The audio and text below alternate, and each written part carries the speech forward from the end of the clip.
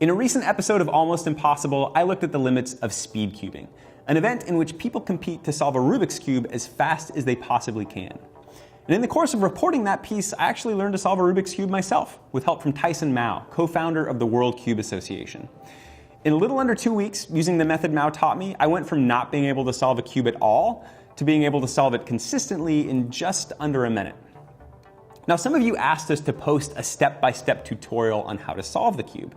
And maybe you've also heard it said that true mastery of a subject is achieved by teaching it to somebody else. So in the spirit of that maxim, I'm going to show you the method that I used when learning to solve the cube. In this video, you're going to learn the fundamentals of cubing, how to hold and manipulate the cube, how to read cube notation, and how to solve the cube in 8 steps. All you need to follow along is a scrambled cube. Now, if this is your first time solving one, I would budget about an hour plus or minus 15 minutes to your first solve. I know that's a long time, but the more time you spend practicing, the quicker those times will come down, and they do come down pretty fast, at least in my experience. Finally, there are many ways to solve a cube. This is just one of them. It's not the fastest, it's not the best, it's not the easiest by any stretch. It's just the method that was taught to me by a co-founder of the World Cube Association, and the method that I used to bring my times down to under a minute. You ready? Let's begin. So before you move anything, here are some concepts to keep in mind that will make solving the cube easier the more you practice. Number 1, when solving the cube, try to bear in mind that you're solving for pieces, not stickers. What do I mean by that? Most pieces on the cube actually have more than one sticker on them. So if you try to solve a cube by only solving for stickers, you'll quickly find that while you might be able to solve for one face, the other faces won't match. And that's because not all pieces on the cube are alike. There are 3 types. Edge pieces, like this one, have 2 stickers. They look like this. Corner pieces, like this one, have 3 stickers, and they look like this. And center pieces, at the middle of each 3x3 face, have 1 sticker.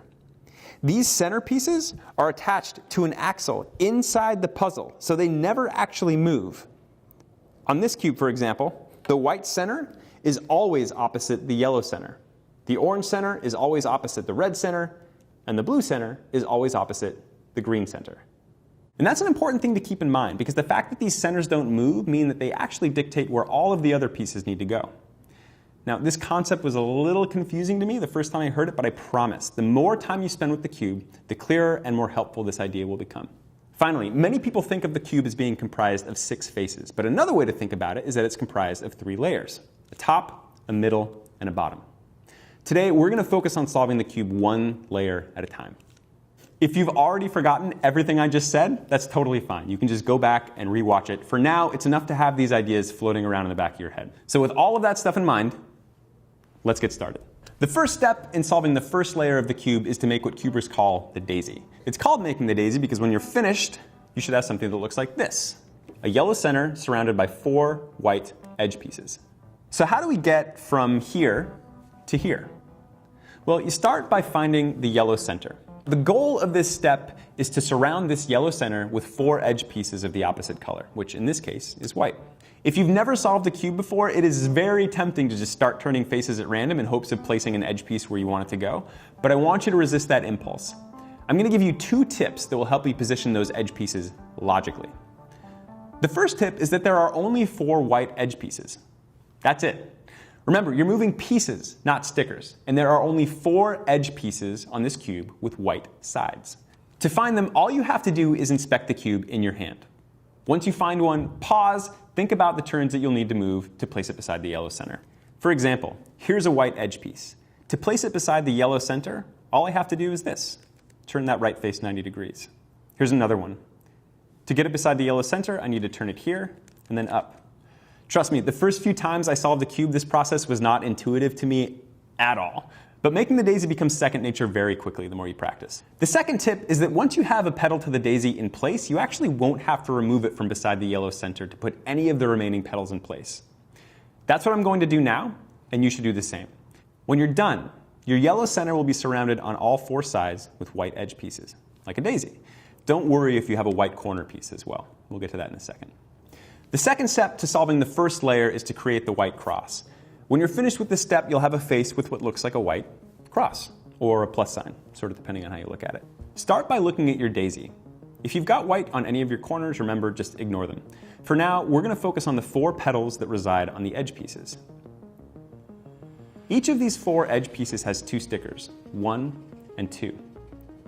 By rotating the top face of the cube, match the non-white sticker from each of those edge pieces to the centerpiece of the same color. So for example, the non-white sticker on this edge piece is orange. I'm going to turn the top face until the orange sticker is aligned over the orange center, like so. Once you've matched the sticker to the same color center, rotate the face with the matching center 2 times, moving a white daisy petal from the top face of the cube to the bottom. I'm now going to repeat this step 3 more times, once for each of the remaining daisy petals. So I've got the red center, I'm going to match that with this red edge piece here, turn it twice. I've got this green edge piece, I'm going to match it with the green center, and turn it twice. And I've got this blue edge piece that I'm going to match with the blue center, and turn it twice. When you're finished, you're going to have a white cross on the bottom of your cube. Like I said before, don't worry if you've got white corners as well. For now, you're just looking for this configuration right here. One more tip to keep in mind. That white cross is going to stay pointing down for the entire remainder of the solve. We are finally ready to solve the very bottom layer of the cube. When we're finished with this step, the bottom layer of the cube will be solved. And as a bonus, the bottom face will be solved as well. But before we start, let's pause for a quick lesson on ergonomics. That's how to hold and manipulate the cube. With the white face pointing down, place your left thumb over these 4 squares and your middle and ring fingers over the 4 squares on the opposing face. Now, position the middle and ring fingers of your right hand on these 2 stickers up here and your right thumb on the underside. Holding the cube this way allows you to do 2 things. First, it lets you rotate the right face freely and easily. Conversely, swapping the position of your hands allows you to rotate the left face as well. And second, it lets you use your index fingers to rotate the top face. When you string these rotations together, you get 2 of the most fundamental moves in cubing. The first sequence is called the right trigger. And it looks like this. Using your right hand, rotate the right face 90 degrees away from you. Use your right index finger to pull the top face toward you by 90 degrees. Then use your right hand to rotate the right face 90 degrees back towards you. With your left hand, it looks like this. Use your left hand to turn the left face away from you by 90 degrees. Use your left index finger to pull the top face towards you by 90 degrees. Then use your left hand to turn the left face back 90 degrees towards you. Mao calls this 3-move sequence the left trigger. The right and left triggers are the most fundamental moves in cubing. The more you practice them, the faster you'll get.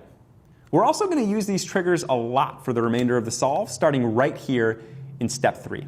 Remember, the goal of this step is to solve the bottommost layer of the cube. And to do it, we're going to search for white stickers on the top layer that are facing outward.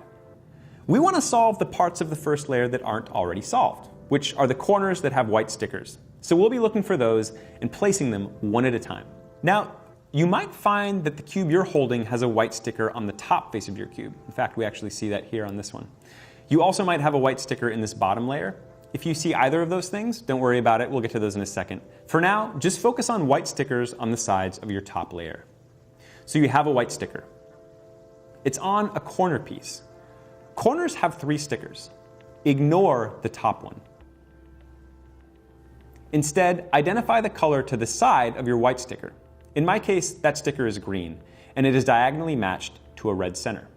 What I want you to do now is rotate the top face until the color beside your white sticker, which in this case is green, diagonally matches to the center of the same color.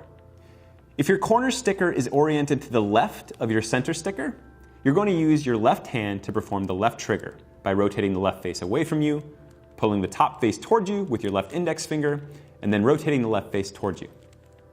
If the corner sticker is oriented to the right of the center sticker, you're going to use your right hand to perform the 3-move sequence by rotating the right face away from you, pulling the top face towards you with your right index finger, then rotating the right face towards you.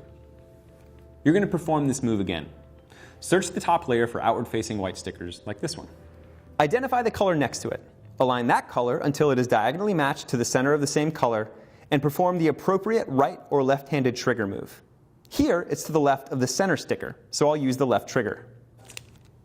Same thing here, left. Same thing here, left. Now, there are a couple unusual situations that can arise during the third step, and they didn't actually happen on the cube I was using to solve, so I'm going to use a demo cube to show them to you here. The first is an outward-facing white sticker on the bottom layer instead of the top. If you run into this situation, simply find the sticker and determine whether it's on the right or left side of the face you're looking at. If it's on the right side, perform the right trigger by turning the right side 90 degrees away from you, pulling the top 90 degrees towards you, and then rotating the right face back 90 degrees towards you. This repositions the white sticker from the outside of the bottom layer to the top of the first layer, which is actually edge case number 2. If you find a white sticker on the top face, rotate that top face until the white sticker is directly above, that is to say opposite, a non-white sticker on the bottom face of the cube. To help you see what that looks like, this is what I mean. This white sticker on the top face of the cube is currently directly opposite another white sticker on the bottom face of the cube. You don't want that. So what I want you to do instead is rotate the top face until the white sticker on the top is directly opposite a non-white sticker on the bottom. In this case, that sticker is blue. Next, determine if the white sticker is on the right side of the cube or the left side. If it's on the right side, like it is here, perform the appropriate trigger move, but instead of doing it just once, do it twice. Once, twice. Now the white sticker that was right here is on the top layer facing outward, and I can solve it by matching the adjacent sticker to its colored center and performing the appropriate trigger move, which in this case is a right trigger. Continue performing the appropriate moves until there are no more white corner stickers to solve for. I'm going to do that on my cube now. I have 2 that are facing up, so I'm going to match this over a non-white side, pull the trigger 2 times, repositioning them to the side. This is to the side of a blue sticker, which is diagonally matched on the right to this, so I'm going to perform the right trigger. This is beside an orange sticker. I'm going to match that to its orange center. It's to the left, so I'm going to perform the left trigger. And I'm done. When you're done, the entire bottom layer will be solved. And as a bonus, so will the bottom face. On to step 4. The goal of this step is to solve the second layer of the cube. When you're done, your cube will look something like this, with these first 2 layers completely solved. First, search the top layer for edge pieces with no yellow stickers. Once you find one, match the edge piece that's facing towards the side with the center piece of the same color. When this top sticker is appropriately matched, you'll have an upside down T. So for example, this is an edge piece with no yellow stickers. The sticker facing the side is green. I'm going to rotate this top layer until the green piece is center matched over the same color. I've got my upside down T. So I'm going to look at the sticker on the top of this edge piece and see whether it matches the left center or the right center. In this case, it matches the right center. So I'm going to use my right hand to first pull the top face towards me 90 degrees, then perform the right trigger. I've displaced the white sticker, so I'm going to use the sticker beside it, orange, diagonally match it to the center of the same color, and because it's on the left side, I'm going to use the left trigger to place it back on the bottom, just like in step 3. If at any point the sticker on the top of your edge piece is color matched with the sticker on the left side, instead pull with your left index finger, then perform the left trigger, and fix the displaced white sticker as you would in step 3. Continue solving for edge pieces on the top layer without yellow stickers until the second layer is completely solved. Occasionally you'll run into an edge case like this one, where there are no edge pieces in the top layer without yellow stickers, and yet the middle layer is not solved. In cases such as these, you need to pull these middle pieces out by performing the left or right trigger, and then solve for the edge pieces without yellow stickers as you normally would. Here's what that looks like. There are no edge pieces in this top layer that don't have yellow stickers, and yet this second layer is not solved. So we need to fix this piece here. It's on the right side of the cube, so I'm going to use my right trigger to pull it out. I'm going to fix the white piece that we just displaced by diagonally matching with the red center here. It's on the left side, so I'm going to use my left trigger. Now I should have an edge piece in the upper layer that doesn't have a yellow side. That's this one right here. Notice it's the one I just kicked out. Like before, I'm going to take the side that's facing out and match it to the same center. I've got my upside down T. I'm going to look at the top sticker. It's red. It's red on the right face, so I'm going to use my right hand to pull the top once towards me, then perform my right trigger. Again, I've displaced this white piece, so I'm going to move the red diagonally match here. It's on the left side. I'm going to perform my left trigger. And now my second layer is entirely solved. All right, that brings us to step 5. The goal of step 5 is to create a yellow cross on the top of your cube. But before we do, let's pause for a second to discuss cube notation. Cube notation is what cubers use to describe algorithms. And algorithms are the memorized sequences of moves that they use to solve the cube quickly. F stands for the front face of the cube relative to you. B stands for the back. L stands for left. R stands for right. D stands for down. And U stands for up. If you see a letter, it means to turn the corresponding face clockwise by 90 degrees relative to the perspective of somebody looking at that face head on. So this and this are clockwise rotations of the right and left faces, respectively. Similarly, if you see a letter followed by the number 2, it means to turn the corresponding face 2 times for a total of 180 degrees. So for example, U2 would mean to turn the upper face 2 times. If the letter is followed by an apostrophe, that is to say a prime symbol, it means to rotate the corresponding face counterclockwise by 90 degrees. For example, L prime means to turn the left face 90 degrees counterclockwise, like so. I know all of this sounds like a lot, and that's because it is, but with practice, reading and following notation becomes a lot more straightforward. So now that you know cube notation, it's time to learn an algorithm. The notation for it is as follows: F, U, R, U prime, R prime, F prime. If you're looking for a mnemonic, you can call it FUR-IRF. The goal of step 5 is to make a yellow cross, and when you're done, the top of your cube should look like this. If you have no yellow edge pieces, perform FUR-IRF. F, U, R, U prime, R prime, F prime. If you have 2 yellow edge pieces such that they form a line with the center piece, orient the line so it faces up and down relative to your perspective, and again, perform F, U, R, U prime, R prime, F prime. If you have 2 yellow edge pieces such that they form a backwards L, turn your top layer until the edge pieces are at the 12 and 9 positions on a clock and perform F, U, R, U prime, R prime, F prime. At this point, you should have a yellow cross on your top face. On to the next step. The 6th step is to solve the entire yellow face. Begin this step by inspecting the top face of your cube. How many corners have yellow stickers? You'll never have 3, but you'll have either 0, 1, or 2. If you have 0 or 2, rotate the top face of your cube until there is a yellow sticker in this position right here. If you're holding it in your left hand, it's in the upper right-hand corner of the left face, like that. Once that yellow sticker is in position, perform the following algorithm. R, U, R prime, U, R, U2, R prime. Again, if you have either 0 or 2 corner stickers, like we do here, position this top layer such that there is a yellow sticker in the upper right-hand corner of the left face. And again, perform the algorithm.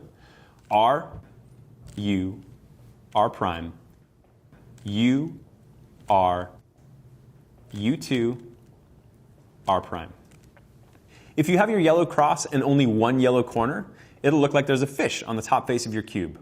Rotate that top face so that the fish's mouth is pointing down and to the left relative to your perspective, and perform the algorithm again. R, U, R prime, U, R, U2, R prime. You might have to orient the fish and perform this algorithm one last time, but once you do, you'll have solved the yellow side. On to step 7. The goal of step 7 is to position the corners of the cube. To perform this step, inspect the top layer of your cube. You want to be looking at the uppermost corner pieces of each face. So here and here, here and here, here and here, and here and here. For step 7, we're going to be learning a new algorithm. I'll be using this cube to demonstrate. It goes like this. L prime, U, R, U prime, L, U, R prime, R, U, R prime, U, R, U2, R prime. Now you'll notice that the 8th step of this algorithm actually undoes the 7th step, which is weird, but it actually makes this algorithm easier to remember. And that's because the entire second half is exactly the same as the algorithm we learned in step 6. Got it? Good. Now, occasionally you might find that none of your faces have matching corner pieces, like on this demo cube. And if that's the case, just perform your new algorithm. L prime, U, R, U prime, L, U, R prime, R, U, R prime, U, R, U2, R prime. If one of your faces has matching corner pieces like we do here, hold that face in the left hand and perform the algorithm L prime, U, R, U prime, L, U, R prime, R, U, R prime, U, R, U2, R prime. Now look, you're definitely going to have to memorize all of these algorithms if you want your times to really come down. But the more you practice, the less sort of clunky and the more natural they'll become. At this point, all of your corner pieces should match. If they don't, you might need to perform step 7's algorithm one more time. Now, rotate the upper face so that the corner pieces match up with the rest of the cube's faces. There's just one step left to go. All right, this is it, the 8th and final step. The goal of this step is to position the edges of your cube. If none of the sides is solved, just hang tight and we'll address that in a moment. But for now, if one of the sides is completely solved, like we have here, face it away from you. Now, inspect the edge pieces on the remaining 3 sides. They should be just slightly out of position. So for example, this orange piece really wants to be here, this green piece really wants to be here, and this blue piece really wants to be over here. To swap these 3 edges in a clockwise fashion, you'll be performing a new algorithm. It goes like this. F2, U, R prime, L, F2, L prime, R, U, F2. To swap the 3 edge pieces in a counterclockwise rotation, perform the algorithm F2, U prime, R prime, L, F2, L prime, R, U prime, F2. All right, so what do you do if none of your sides are solved? Simple. Perform the counterclockwise algorithm once, reposition the cube, and then perform it again.